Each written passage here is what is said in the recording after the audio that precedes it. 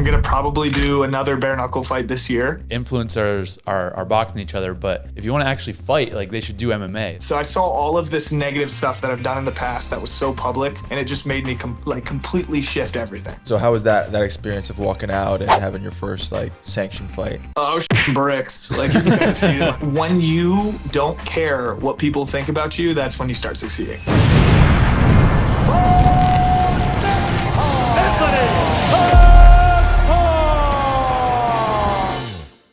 BETR already has the craziest multipliers in the industry, and we're taking it up a level. We're taking it up. It's going to be insane. 1,000x multipliers. You heard me right. 1,000x. All you got to do is add 4 boosts to your lineup. Not even that many. 4 boosts to your lineup, and get ready to win big. BETR has the UFC, so you can already lock me in there as a boost. We got the NBA, the NFL, the NHL, the MLB. They're all live in the app. Go download BETR. Use code BO. 1,000x. Win you some money. All right, welcome back to Nickels and Dimes. Today we are joined by a man who has amassed 24 million followers on TikTok and used to be known for doing dances across the internet. Today, many look at this man in a different light. He was one of the first people that went into the influencer boxing scene, but he did not stop there. He jumped into the craziest sport on the planet, bare-knuckle boxing, and is currently 1-0 with possible plans to fight again in the future. He exchanged his dancing shoes for some boxing gloves, and he is a boxer, he is a fighter, and he has always claimed to be an effing fighter. Please welcome to the show, Bryce Hall. What's up, bro? That was a great intro. Our intros are top notch. Yeah, for sure. We try and keep it professional. Absolutely. All right, let's get into it. Yeah, All we're right. good now. So, talk to me about how you became super TikTok famous. We're not really like into that world. Obviously, you're very into that world, and it's interesting to me though. So I want to hear like what that was like. What was the come up like? So I've been doing social media since I was 14 years old. Wow. And I was originally on the platform Musically, which is now TikTok. But I stopped doing like the Musically thing because I was like turning 20 years old, and I thought it was like, all right, I should stop trying to do like the pretty boy shit. And then I was introduced to these guys who I later created a group with, but they were telling me that TikTok was the wave, which was again like just TikTok dancing and again pretty boy shit. And I'm here like about to be 20 years old, and I'm talking with the guys. I'm like, guys, I don't think I can do that. Like that goes against everything I want to do still. Like, I wanted to move on from it, but I saw their numbers and their engagement was like over 50% on every platform. And I was like, okay, looked myself in the mirror. Maybe I'll try this. Let's see what happens. And then it took off. Wow. That's super interesting. So, what initially attracted you to social media and putting out content and stuff like that? You just enjoyed it. And you were pretty young when you started. So yeah, I wanted to do social media because I didn't want to do like a traditional job, and I honestly didn't know what I would do if I wasn't doing social media. So I saw it as an alternative life for me. And then I didn't even know when I first started that you could make money off of it. And I got my first paycheck at 14, and my mom was confused how I got that money. So then I told her, yeah, I'm just live streaming on a platform, and she was confused because I was a 14-year-old live streaming. So she was like, why is my 14-year-old son getting money from live streaming? And then I turned it into what it is today. Well, that's pretty cool. So what was I guess there was probably a transition period of like being a kid to kind of being full-time into the space. So how was that like when you graduated high school, or what was the transition like? I went from, so I was doing it when I was 14. So I was in high school, and I was actually a wrestler. Nice. in high school. So I would get bullied, but then they knew that I could them up like if I wanted to. And I was actually, there's like a viral meme of me where I said I've been in like 40 street fights and Yeah. but it's true because I was bullied so heavily as a kid, and I was tired of people like messing around with me. So I just started like double legging, suplexing like every single hater bully that was talking shit. So like that meme that like went super viral, like, yeah, I've been in 40 street fights. It's like as much as cringe as it is, it's like you can Google and YouTube all of my street fights. Like they're actually there. Dang. And I was like on social media. So they went super viral. of me just fighting kids in the street. So you're clearly about it. I love that. Did you start wrestling in high school? No. Now I'm mature. Right. I don't do that stuff anymore. Unless Well, now you get paid for it now. yeah, it's like now I can actually get money for it, which is cool. Definitely. Did you start wrestling in high school or earlier? I started wrestling in high school, like freshman year. Okay. Nice. And wrestled all 4 years? Yeah. So talk to me about your experience in wrestling. Did you get into wrestling because you wanted to like be able to have the skills and defend yourself and stuff like that? I did it to originally defend myself, and turns out I was like okay at it. But I was also, again, coming up on social media, so at every single one of my meets, there would just be people in the audience filming, booing me, and then I would up their boy, and they'd be like, you still suck, though. That's great. Yeah. But yeah, I did it originally to defend myself against like people that were, just bullying me in high school, and it was a way to get my anger out. Nice. Good stuff. No. What so what was it like? Obviously, you're not afraid of combat. You talked about the street fights, and then you wrestled. And so did you always think, I guess the influencer boxing scene kind of came along at the same time when you were kind of coming up. So you were just kind of naturally attracted to that, I'm sure, right? Yeah, no, I thought, so it's like you being in the UFC, right? You have like walking out alone in a sport, not with like a team, and you're just going out there by yourself and everyone's cheering for that one individual person and everything just relies on yourself. I wanted to do a sport like that, but obviously not compete at such a high level as, the UFC or traditional boxing, because it takes a lot of time to do that.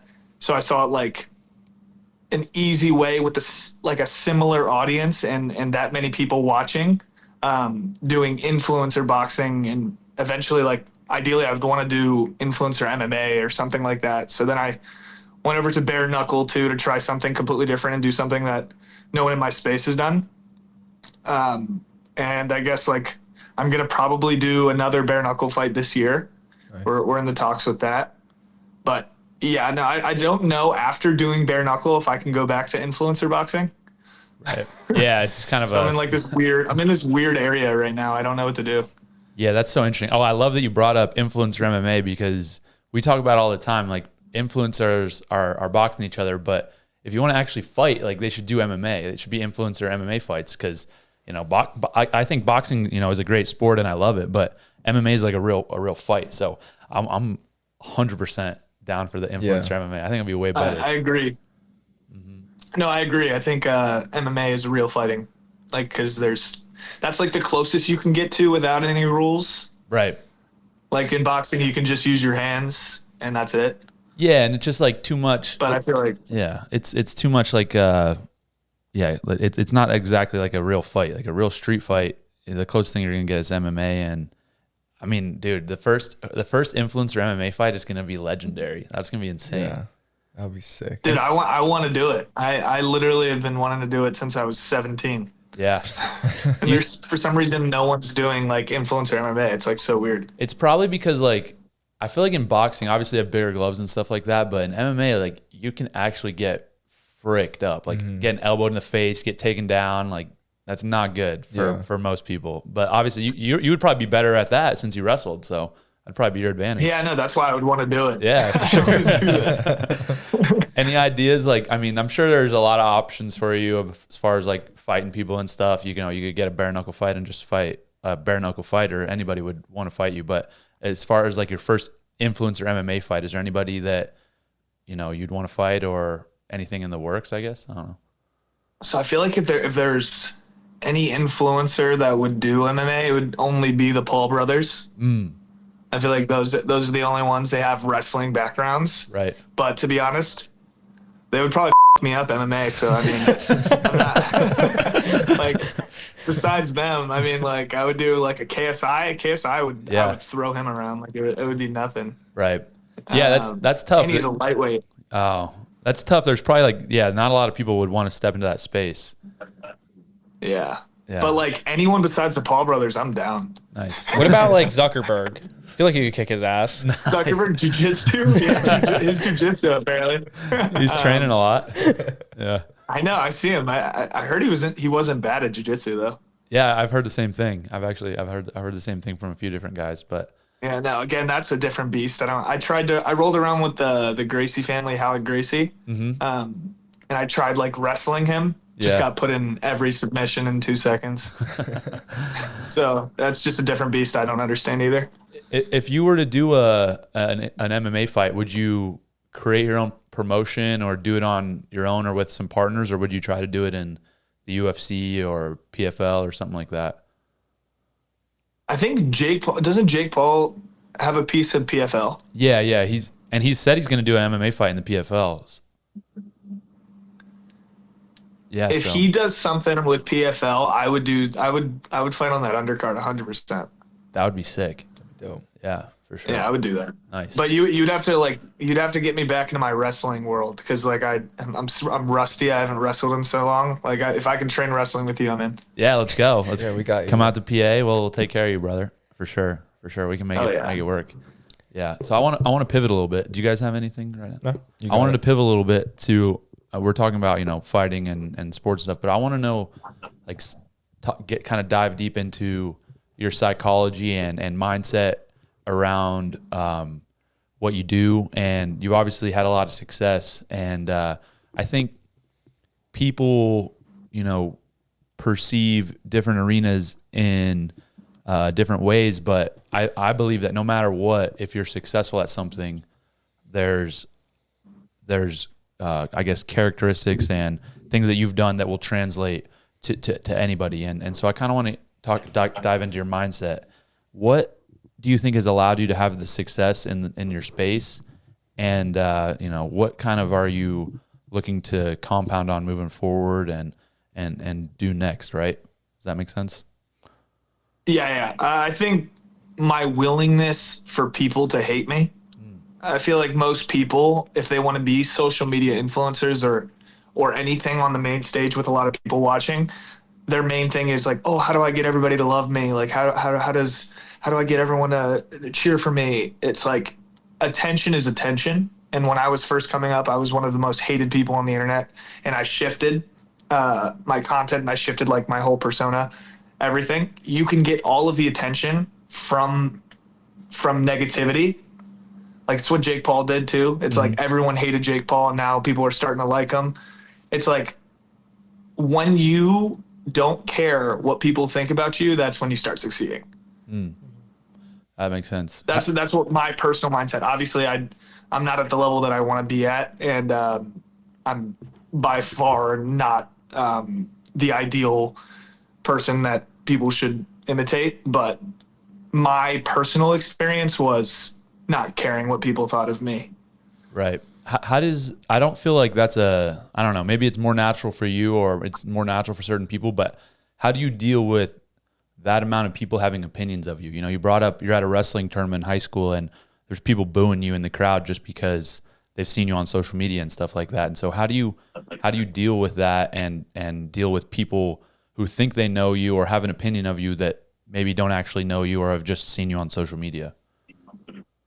So I think a lot helped with because I was bullied so heavily as a kid, like growing up fat and then doing social media in high school when I slimmed up and I started wrestling. So my entire life I've just been on. So once I got to like after high school, I kind of just realized nobody's opinions actually matter except for your close circle. As long as you have like a close circle around you and you're not with them and they don't have a negative opinion on you, it's like why does it actually matter what these other people think of you? Who would you say is like your close circle, like your boys and the people that you really trust, and you kind of let in? None of them actually do social media. So I have like a lot of friends in social media, but my close circle all work behind the scenes. And then obviously my girlfriend who you saw in the beginning when she was walking by. But yeah, I have a really small circle. So when you say like you had this mindset of like I don't care what people like say about me and all that, Is that what you like, what you're trying to put out? Or does like, cause I'm sure that there were some days where like, man, like the comments get to you and stuff. Was that like a phase of, you know, being an influencer because realistically you're an influencer, people knew who you were at 17 years old. Was that something that you kind of grew into, or was that kind of like that mindset of, I don't care what people say? Like, was that something that you kind of were just like gifted with? No, it was something that I grew into, for sure. I was definitely, now especially, I promote staying true to yourself, being yourself, and then not caring what people say. But it's something I definitely grew into. Like at first I used to always get comments and just respond to every single negative thing about me and be like, oh yeah, no, you did it. That's not true. Look. And then I have to prove myself the other way. It's just a lot of energy that I used on that. But it is definitely something that I grew into, to not care and to promote not caring what people think and staying true to yourself. Yeah, I think that's super powerful, especially for kids these days. There's a lot of fear in putting out what they want to put out. I think we all experience it too. It's like, I want to post this, but maybe it's not going to get the views or the attention that I want, or maybe there's more gravitational pull towards something else that I'm not really interested in. So besides like your tight circle, how do you create enough of your positive self-image and self-confidence in yourself to not completely attach yourself to the content you're putting out and also the feedback you're getting from it? Because I think that's just a big problem right now with people in general and in social media. Well, my content that I put out is fully myself. I'm the same person on and off camera. And the content that I create is pretty easy because I created like a lane. It's almost like someone makes fun of me, or I'll even use the Sean Strickland thing as an example. Sean Strickland was in the UFC presser, and he said that if he saw me, he would slap the shit out of me, and he would beat the shit out of me. But then we could be friends. I just responded to that video by making like a Stitch video after him talking shit, and I was just like, what the hell is happening? This guy's like literally fighting tomorrow, and he's talking about an influencer wanting to beat the shit out of him. It was just like just creating like very fast-paced comedy, just responding to this in a light way to humanize myself, because I feel like people don't realize that celebrities or influencers are normal people. I'm just showing like the most authentic version of that. How do you balance trying to do that with also the culture of the space, which is get as many clicks and views as you can? And I'm sure there's like temptation to just do things that maybe you don't want to do because you know it'll go viral or whatever it is. So I went through that phase. It was 2021, prime pandemic. I was thinking with that mindset of how to go super viral, how to make as many people watch as possible.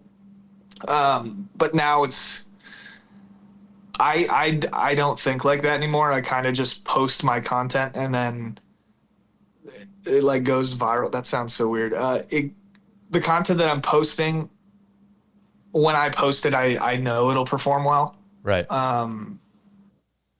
But there's no thought in my mind saying like, ooh, what can I do to go viral? Right. What can I do? There's none of that anymore. So what would you say shifted that led you to like be more, what I'm hearing is more like process oriented versus like result oriented. So you said you kind of went through that. So what do you think shifted that brought you to like a better mindset? Honestly, I actually talked about this. I took a lot of mushrooms, like a ton of mushrooms one time, and I had like a crazy experience that made it changed to like the way I think. Yeah. Take us through that. Yeah, bro. you want to talk? Let's chat. So a lot of my friends were talking about microdosing mushrooms, and I barely even like smoking weed, but I'll smoke every once in a while just to like go to sleep. So I don't like anything that with my mind. But one time, one of my friends took mushrooms, and he was like in a hot tub with this stripper. It's so funny story. And I was like, what are you doing? And he goes, oh, dude, I'm just because we would microdose with the chocolates sometimes, but he was eating like legitimate mushrooms out of a cup that somebody gave him. And I was like, what are you doing? He goes, yeah, no, I'm just eating some mushrooms. Points to the cup and it's like empty. I was like, how full was that? And he goes, oh, dude, I just ate the whole thing. And I was like, oh my God, you're about to see God, bro. And he gave me this look like, what? And I was like, all right, I got to guide you through it. And I grabbed like a handful of it, just like took it. And then I had this weird thing where, okay, so I was guiding him. I was like, all right, dude, we gotta just like go somewhere not at this party scene and like forget about this. And I tried to like be his trip guide. Couldn't do that because I got way too high from it. So then it ended up us just being like across from a room from one another, like just doing our own thing in our head. But my thing was seeing myself die. I'm trying to explain this and not sound like completely stupid. I saw myself die in my head because I was tripping so hard. And the news outlets and headlines were bringing up everything negative that I brought out. And I saw people like just kind of laughing that I died. Like, oh yeah, like this guy deserved to die, all this stuff. And it made me think completely different of what I'm doing. Like, oh yeah, I did do a lot of viral stuff that was negative, and I can see how I was perceived as such a dickhead. Wow. So I threw like a massive party when I was 21 during prime pandemic, and I was labeled as like a super spreader, and it went on national news that I was like a super spreader of COVID. It was just like a lot. So I saw all of this negative stuff that I've done in the past that was so public, and it just made me completely shift everything. The way I think, the way I post content, like everything. It was just completely shifted. Wow. Dang. That's super powerful. It's cool though. It seems like it was a really positive experience for you though. Have you done mushrooms or anything like that since? Microdose, not like trip balls like that now. Right. Yeah. I think that I listen to a lot of Joe Rogan like we all do and stuff like that. So people are always talking about that, and I think a lot of people have had similar experiences where they kind of get to gain some perspective from things like that, and I think that's super cool to hear that it shifted your mindset like that. Yeah, it's hard to explain in words like what it actually did. Right. Yeah, I believe that. the things I was seeing and hearing and thinking in the moment, it's like I can't even explain what happened that day. There's a book that will explain it very well for anyone out there about like what kind of Bryce. It's the Way of the Peaceful Warrior. If you haven't read it, Bryce, highly recommend it. But it goes through a very similar thing. Yeah. I know that Joe Rogan talks about this a lot. It's called like an ego death. I'm pretty sure of like that's what usually happens when people take mushrooms and they go through like these overwhelming experiences. But that would be like the most apt description, I think, if people are interested in like that subject about what actually happens. And like you're saying, that's awesome that you're able to share that with us and our listeners as well, because it's super important. Definitely. Yeah, that's cool. That you got that of it. I guess from there, what do you see as your goals and kind of where do you want to go moving forward in your space, whether that be content or fighting or you obviously have a massive platform. So what's next? Like, what do you want to continue to do? So I get asked that a lot too. I try to do yearly goals. Like I try to like at the end of each year, I have like a checklist that I want to hit. So this year I want to fight bare-knuckle one more time. And my overall goal is to be one of the biggest entertainers on social media. Mm-hmm. Awesome. Whether that be like an entertainment like bare-knuckle or influencer boxing, influencer MMA, like anything that I can dip my toes into, I'm down. I always like stepping out of the comfort zone. Nice. That's awesome. What do you see the space, like the entertainment space, the social media content space? How do you perceive it and like where it's heading? I think it's a space that changes really quickly, as I'm sure you know, but what's your overall like kind of assessment of different creators, where content's headed in general, what's people want to see, and that type of thing? I think it's really cool that social media now is it's kind of blowing up the kids that are super normal and not wannabe celebrities. Like, the more you show of yourself now are the people that are blowing up. Like Sketch, for example. That kid, what's up, brother? Like, such a nice dude, such an authentic dude. Like, he's blowing up because of how normal and real he is, which is super cool. Right. But back in 2020, 2021, it was like, paparazzi of social media, like people trying to act like celebrities, money, like flexing money, all this stuff. So it's cool to see that the social media shift is going towards the people that are the most normal and natural people, and not trying to be like ego heads. That's where I think it's going to go to. What do you think has motivated you to continue on that path of wanting to be like an influencer? Because like you've been saying, like you've been doing this for almost 10 years now. What continues to motivate you through that, that process and towards your, overarching goal of like wanting to be like one of the biggest entertainers on the planet? Well, I just genuinely like people. I like people laughing, and I like to make people laugh. So if I'm doing that for even 1,000 people, 100 people, like, I'm okay with it. I just always like making people feel better, in a better mood. Right on. I love that. Yeah. Yeah. I guess to kind of continue, I'm just really interested in like that space. Again, I feel like I was always, as a kid, just focused on wrestling. Like, I started wrestling at 5 years old, and it's a small sport, as you know. It's not like, a lot of these sports that get a ton of attention. But I kind of somehow like amassed a small following in college wrestling, and then now getting into the UFC, a bigger platform, bigger following. What do you think has helped you, I guess? I see it, the way I see it for me personally is like, it's like a business, right? Like it's advertising. It's people are going to, want to do deals, sponsorships, stuff like that. That's part of it. The other part of it is obviously being able to impact people, help people, give them some entertainment, make them laugh, as you mentioned. But as far as like the business side of social media, how have you navigated that, and what has that process been like for you? Because obviously with the amount of followers you have, the platform, there's obviously like a lot of big deals to be done and stuff of that nature. Yeah. So a lot of people that do social media, they eventually start a brand, and then a lot of them die off.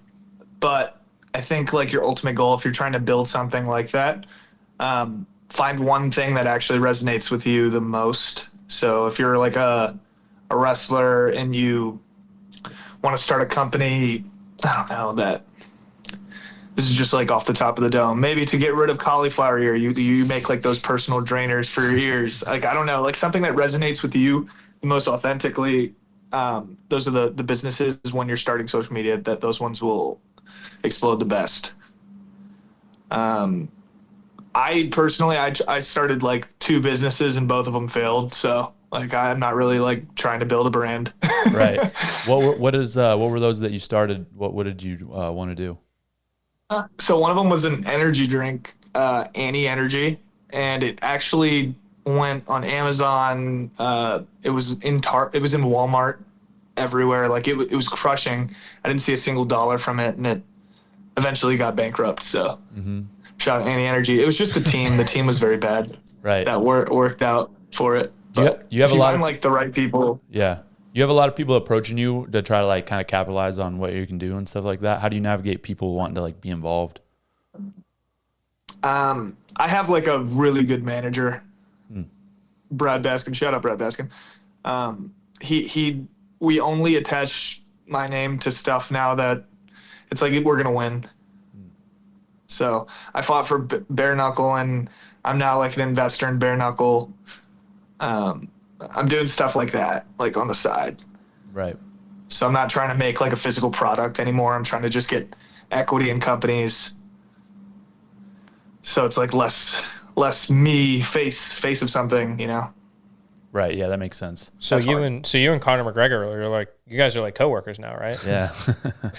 We're business partners. I love it. That's awesome. What do you think? Yeah, no. What do you think his impact on that sport can really become? I mean, you know, Conor McGregor's like he's like the face of the UFC, like OG UFC, you know. Like now he's saying he's going to come back. I don't think he's going to come back, but yeah, I think he has the most followers out of every fighter.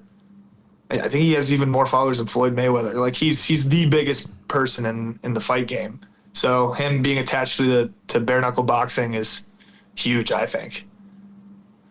Yeah. Especially because he's like a striker. He's not like a wrestler or someone that does jujitsu. Like he's a striker. And he has hands. I think he did boxing before the UFC or before MMA. So I think it resonates pretty well. Bryce, can you take us through your preparation for both boxing and bare knuckle? I'm always curious how the training compares. Like when training for a bare knuckle, do you ever put gloves on? Like what's the preparation like for both of them? So boxing, I had like a terrible coach for boxing. It was actually Ryan Garcia's dad, worst coach ever. But yeah, no, he sucked. But he sucked. For the bare knuckle fight, I was training with Lorenzo Hunt, who's the 2-time champ at 185 and 205. So we would hit the heavy bags like without gloves, and I would tear my hands up to strengthen them and put calluses around my knuckles. But for sparring, I would just use headgear with smaller gloves. It was like the same as training for boxing, but just more work on the bags without gloves. Got it. Just to strengthen your hands. And then what was the like experience of actually fighting? Because you probably hadn't competed in what years before that first boxing fight. Yeah. It was 2 years. So how was that experience of walking out and having your first like sanctioned fight? Oh, bricks! Like you can kind of see it in my face. I was like walking out. I was walking out, taking like deep breaths, like here we go. Like I'm about to do this. But then as soon as I got in that ring, I was like, dude, I trained for this. Like as long as I don't get knocked out, I'm good. Like, I'm not getting knocked out. That. As soon as I felt my first connection on his chin right here, it hurt my hand. Oh, actually, no, the chin hit. Like when I hit him across the chin, it didn't hurt my hand. But then I went under his hook and hit him on the temple, like right around here, and dropped him. And that hurt my hand so bad because I was like, oh my God. Like I kind of stepped back and I go, all right, here we go. That hurt so bad. And then I got hit on my chin and I saw like this massive white flash. I've never been like dazed or anything in my life, but I got hit on my chin and I saw like a white flash. And I was like, oh, wow, I almost just got knocked out. Every single punch, even when you land, like does not feel good in bare knuckle. Yeah. Yeah, I could see that. Yeah, for sure. That makes sense. You get hit, you'll get cut up. And then if you hit, you're like, oh my God, I don't want to hit you anymore. So it's just brutal. That's funny. Unless you're Mike Perry. Yeah, unless you're Mike Perry. Mike Perry freaking Unless you're eats Mike that Perry and up. you just like it for some reason. Yeah, he's that's like that sport was perfectly built for him. Yeah. Yeah. Literally, that's built around Mike Perry. And now he's fighting Jake Paul in boxing. Oh my gosh. Yeah, I guess we could talk about that. Who do you got in that fight? Bro, I literally. So the thing, like boxing is so different. Boxing is so different than bare knuckle boxing. I don't think Mike Perry's getting knocked out. I'll say that. I actually I'd put a lot of money that he doesn't get knocked out. Right. But for him to win by points against Jake Paul, who's been boxing consistently for the last 5 years, I think I'd put my money on Jake Paul if I were trying to be like a smart bettor, you know? Yeah, that's a good assessment. Are you going to go to the fight? I think, where is it? yeah. Tampa. It's in You're going to go? Yeah, Nice. 100% I'm going. You go to like a Sick. lot of the fights, don't you? Yeah, do you go to a lot of fights? Power slap too. I go to the. I went to your fight when you fought. I think it was a few months back. Wait, when did I go? It was the last fight that I went to at the UFC, UFC 300. and you were fighting. Yeah, Yeah. I went there. Nice. So that was the last UFC I went to. But Gotcha. yeah, I go to a lot of fights. I'm going to the Nate Diaz versus Masvidal fight too. Nice. Is That that one's one gonna be in? sick. Where is that one? Vegas. I think so. Yeah. I think it's Vegas. Yeah, Yeah. I have it on Nice. my phone. I just usually check like the week before. I'm like, all right, let's go. So what's your favorite? I mean, obviously you're an investor in bare-knuckle. I've been to one bare-knuckle event and it was freaking sick. But what are your favorite events to go to? Like, do you enjoy the UFC events, boxing events? Obviously, BKFC is pretty awesome. What do you like? So bare knuckle is obviously growing right now. So it's like the UFC back in the early 2000s. So very low qual. But then look at what the UFC is at now. Like the experience for UFC can't be matched as of right now. Boxing fights like not I mean they're not as cool as like the UFC setup. But honestly, bare knuckle and UFC are the best events I go to. Well, bare-knuckle BKFC also is growing really fast, and their events are. Yeah. What did you say? Sorry. Well, I was gonna say like bare-knuckle can only be sanctioned in a couple states too. Like I know that's been a huge Yeah, I think it's problem. 30 states. Oh, so it's a good amount. Do they do bare-knuckle fights in Vegas, in Nevada? It just got approved in Nevada and California, and that's when Mike Perry fought in California. That was their first fight in California. Wow. Okay. Dude, that's gonna be sick in Vegas. They should definitely do like Yeah. bare-knuckle Friday night, UFC Saturday night, stuff like that. That would Yeah. be crazy. Yeah, no, and BKFC's on Fridays always. Right. So It's perfect. it's literally like Friday and then bare knuckle and then Saturday UFC. Dana was already talking to Dave Feldman about buying out BKFC too. So I Wow. was they're gonna ask probably that, yeah. eventually gonna. Yeah, they're probably eventually gonna do something like together. Yeah, that'd be Makes sense. crazy. Unreal. Yeah, my manager when I first started fighting was like, "Yo, let's." Masvidal had a bare-knuckle MMA promotion, and he was like, "Yo, let's get your first pro fight, bare-knuckle MMA. We'll get you sanctioned pro fight." I was like, "Brother, no. Like, what are you Bare talking knuckle about?" MMA is insane. Yeah, I was like, "No, Oh, yeah. no, Oh my I don't want to do God. that." I was like, "We're barely wearing Yeah, it's gloves like, no, anyways." I'll go for the UFC. Yeah, exactly. Yeah, I was like, no, I'm good.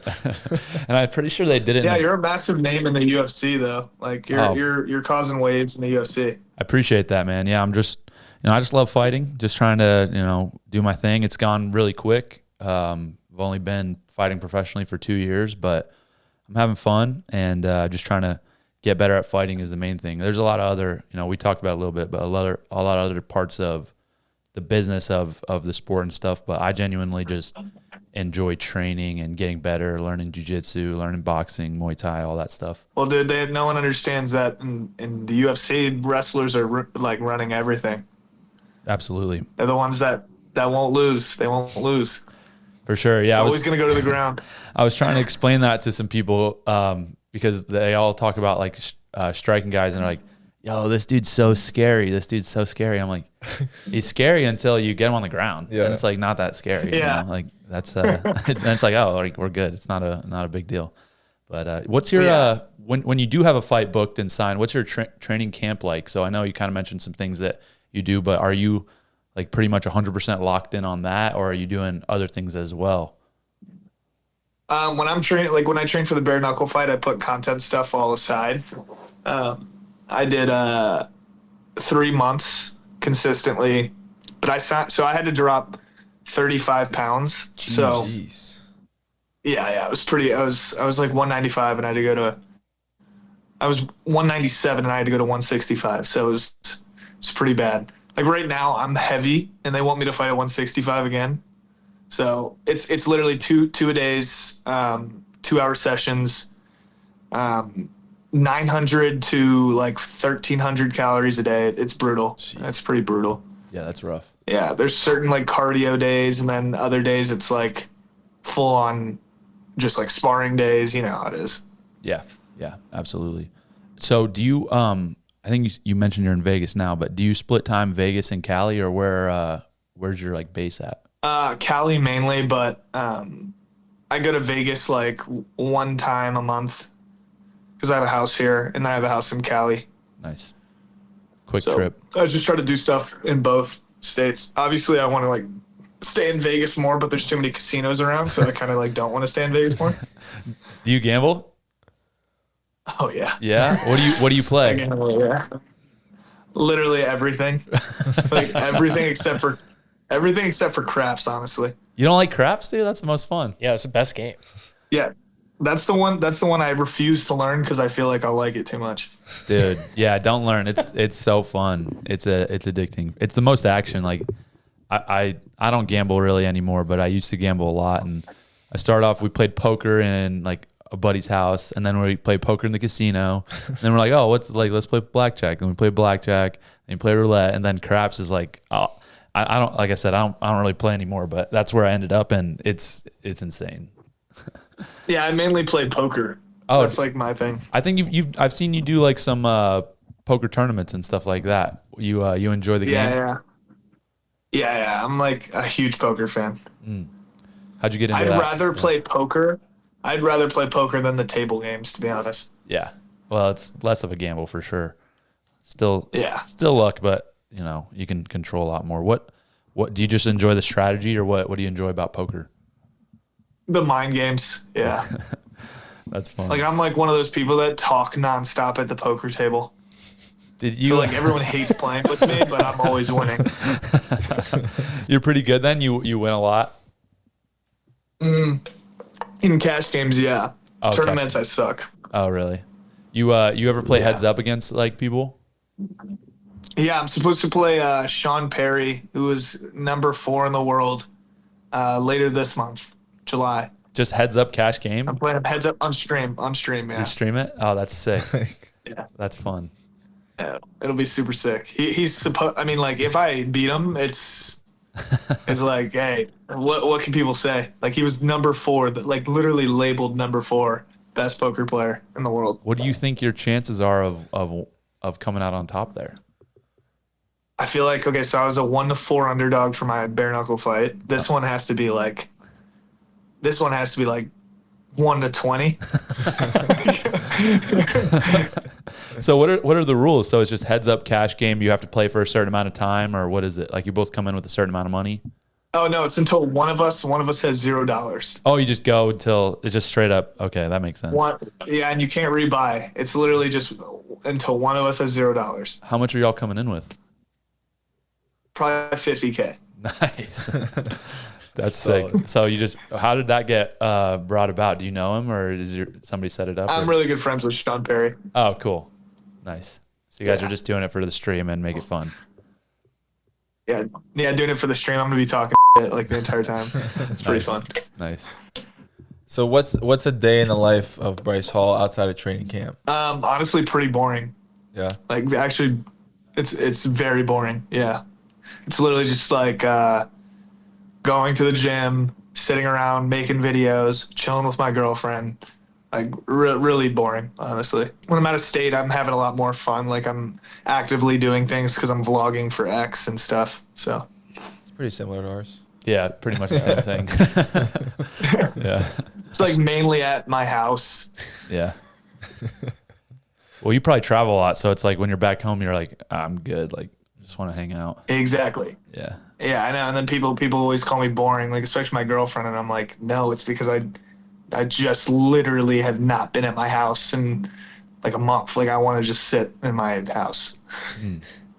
Yeah. No, I get that for sure. Did you have something wrong? Well, yeah, I saw that one TikTok you posted like fairly recently. It's like when your girlfriend like goes to the gym for the day and you're just sitting there like waiting for her to come back. Yeah, it's genius. I mean, I watched it till the end. It's like a minute video. I'm like, you're like, wait, is this actually all you do? is he gonna do something or like what are we doing here? Oh, that's great. Yeah. Yeah, no. Do you have do you have a content plan for the day, or do you just kind of like when you feel it, you put it out there and it's just organic? Honestly, yeah. Like I have like my next 3 videos thought out, so I just like have to film them. But I try to post like every day. Got you. Got it. Do you have a team, or do you do a lot of stuff by yourself? I do it all myself. You do everything yourself. Wow. That's cool. Yeah. But when like I'm doing like a training camp, I'll hire people to do it for me. Right. Yeah. So you don't have to worry about it. But Yeah. like when I'm not doing that, it's like, okay, let me just do it myself. That's did you ever think about like I guess a lot of people, I don't know a lot of influencers, but a lot of people that I know have like a crazy big teams and stuff like that. Was that ever a thought in your mind of like bringing a bunch of people on, or you just always wanted to go solo? Yeah, it's just not needed, honestly. Like they're just chopping money that they don't need to. So you had to It's like, why would you do that? Yeah, you're fired, bud. I'm gone. Yeah. So Ronan shoots all my. He's with me every day. I mean, you need that. You need Oh, that's awesome. So, how long? I guess change the subject a little bit. How long have you been dating your current girlfriend? We've been seeing each other for like 2 years. Yeah, 2 years, but we've been dating for 6 months. Nice. Is that hard to like? I guess not even necessarily with girls specifically, but just like form relationships and new relationships in your industry, because I don't know. I keep hammering this home. I don't want to like keep saying this but I just feel like you have a lot of attention on you, and there's a lot of people that want to like be involved. And so like, how do you navigate that? I guess, again, like not just with girls specifically, but anybody.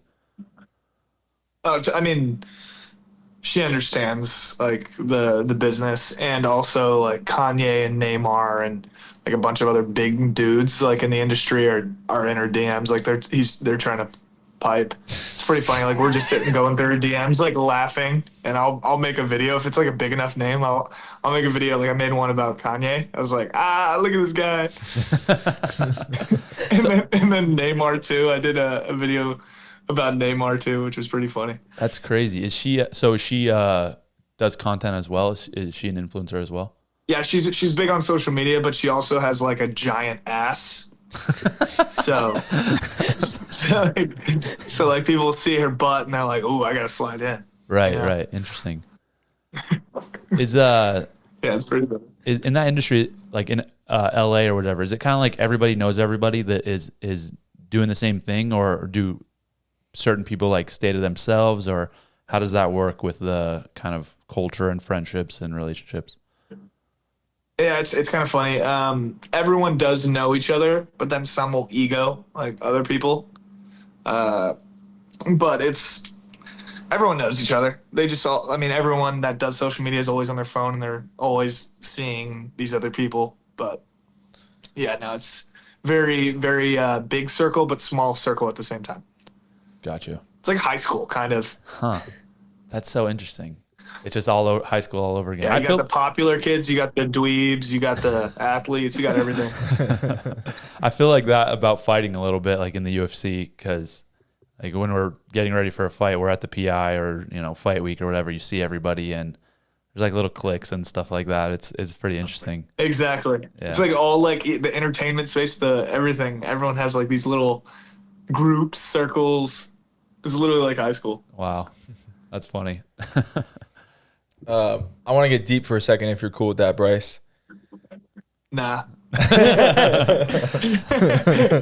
Do you do anything for mental health? Again, Tony brought up faith or meditation. Do you do any, like, I don't even want to say it, but like see a therapist? A lot of people like talk about that, make it cliche, but what do you do for your mental health, or is it just something that you deal with kind of internally?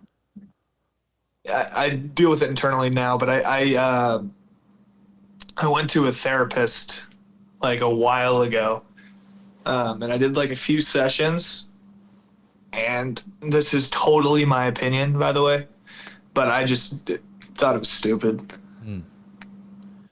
Like I didn't like talking to, I feel like just with the way I work, like again, I feel like every single human being's different. Some people should talk to people and that should be their outlet, but for some people, I feel like it's just better to deal with it different ways. Like my therapy now is working out, Yeah.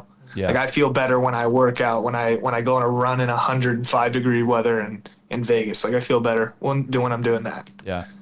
So would you say like any type of inner turmoil or conflict, or when you come into a position where you have to make tough decisions, that you deal a lot of that. You deal with a lot of that internally with, you know, kind of like the own voice in your head, or through working out and kind of feeling like, you know, getting more clarity that way. I think like when I'm stressing my body out, it feels good. And like if I'm dealing with something mentally, breathing. Like I used to have a breath coach, so I know like breathing really helps with everything. Like actually. Gotcha. Do you think like also having a girlfriend helps with keeping your mind on track as well? Like you're saying, you've been seeing each other for like 2 years now. Do you think that there was like a significant change in your life since that, like she's been in your life compared to back then, or no? Yeah, she keeps me in check when I'm like doing something stupid. Like if I'm out drinking or something, she'll keep me from doing like stupid shit. She'll just bring me home. Yeah, that's my girl. She always takes care of me when I'm drunk. Love that. Good teammate. Yeah, no, she's awesome. She's like my other half. It's pretty awesome. That's great. Yeah. Yeah. Well, do you guys have anything else?